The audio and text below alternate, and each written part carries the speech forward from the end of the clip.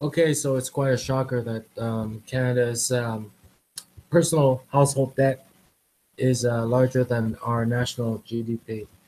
At the same time, the there's a couple of funny figures here. Um, the private household debt is bigger than the national GDP. That's one figure. At the same time, the average credit score is like 750. So that's figure number two, and then we know on the individual basis, um, the household debt is like averaging like 110 over income.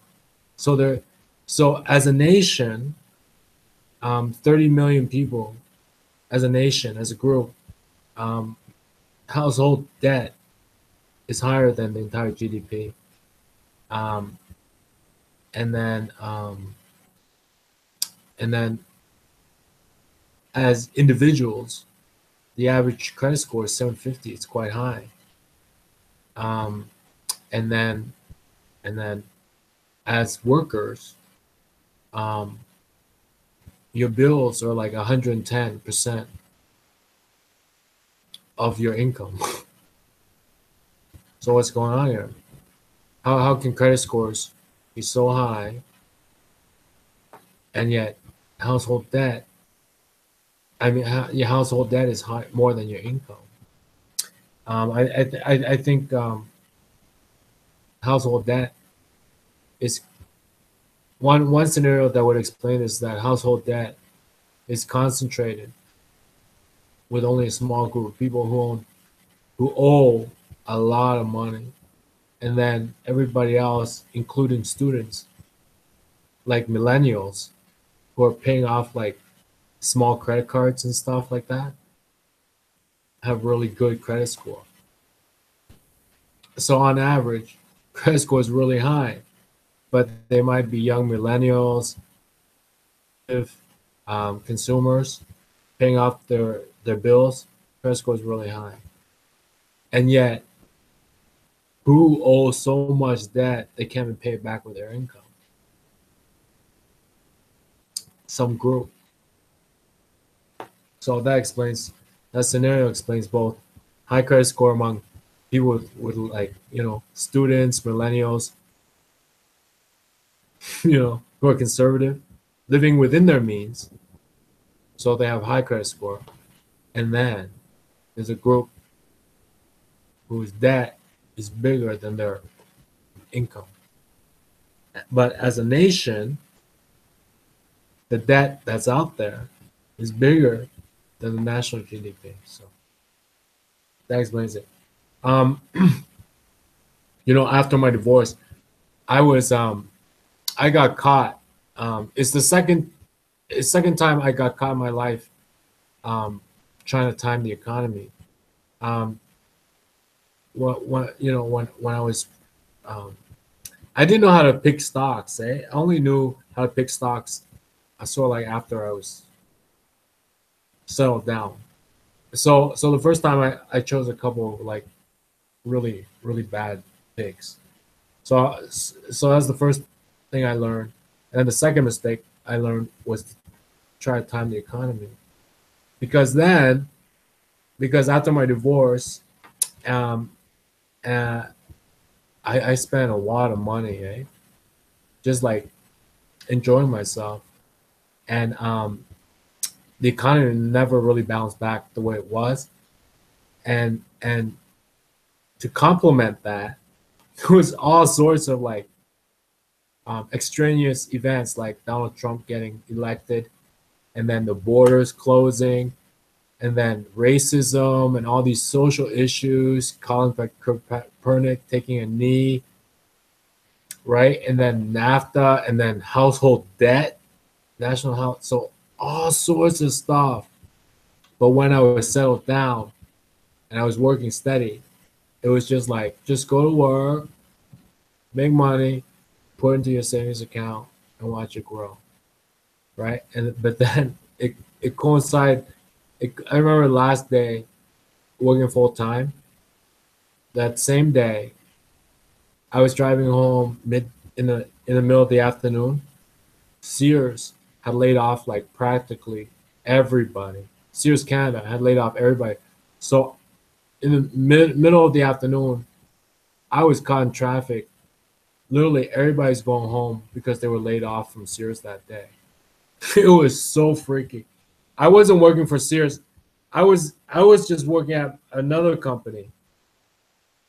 So that was the last day I was working, like full time for someone else, right?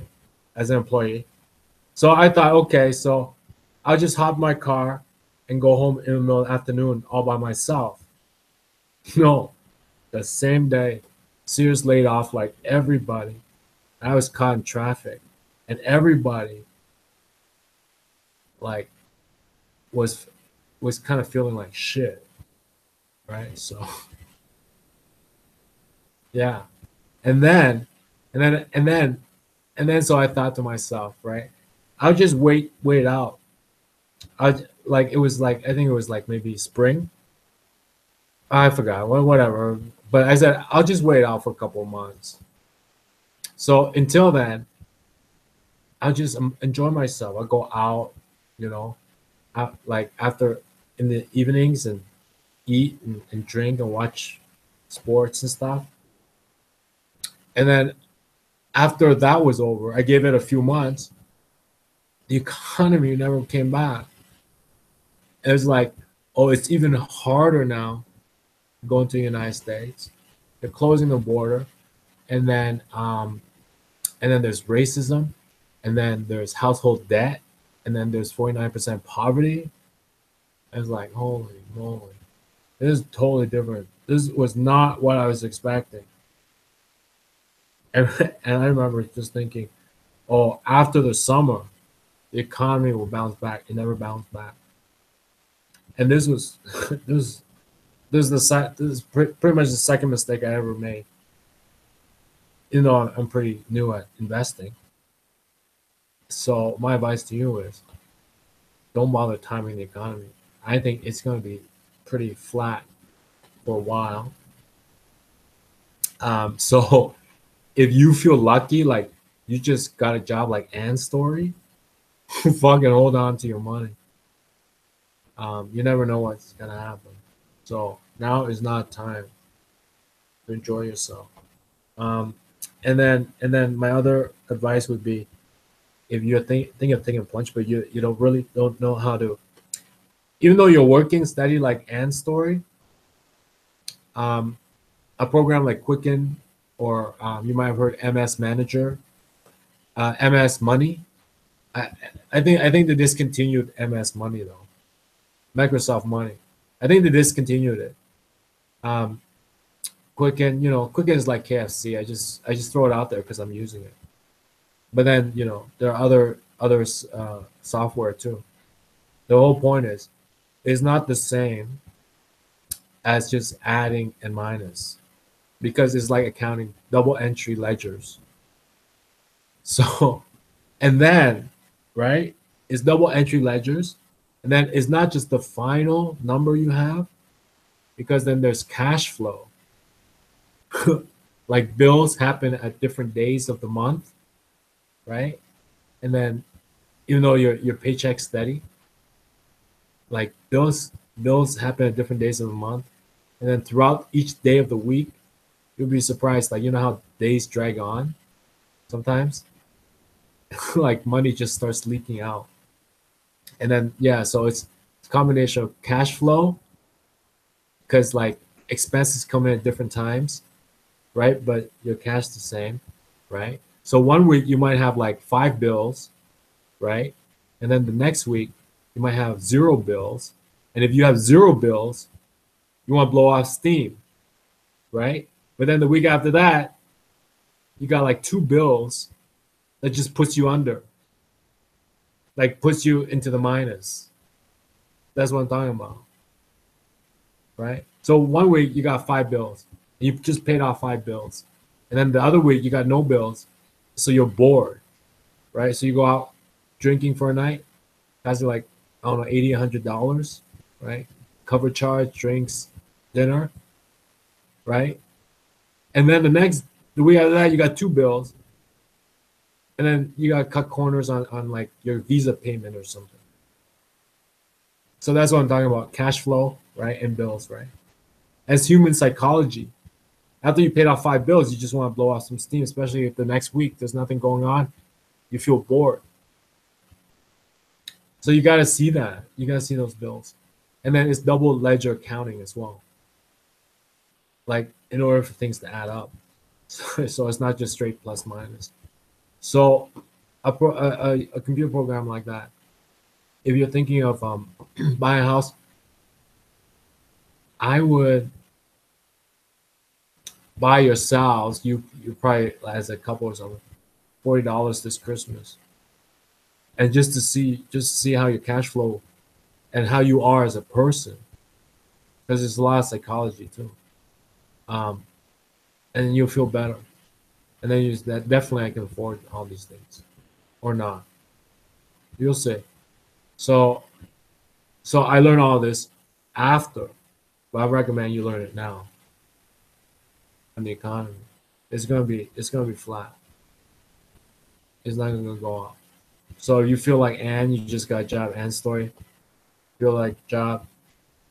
Just sit on your money, because you don't want to be like you don't want to have zero money when the economy does rebound. So just sit on it, because there's nothing going on now. It's just totally flat. So that's my reaction to the article I just shared about Canada's household debt to GDP. Have a good night. I'm still painting my kitchen, and then tomorrow's Sunday. I'm just putting finishing touches. Right, you can see it a lot clearer now.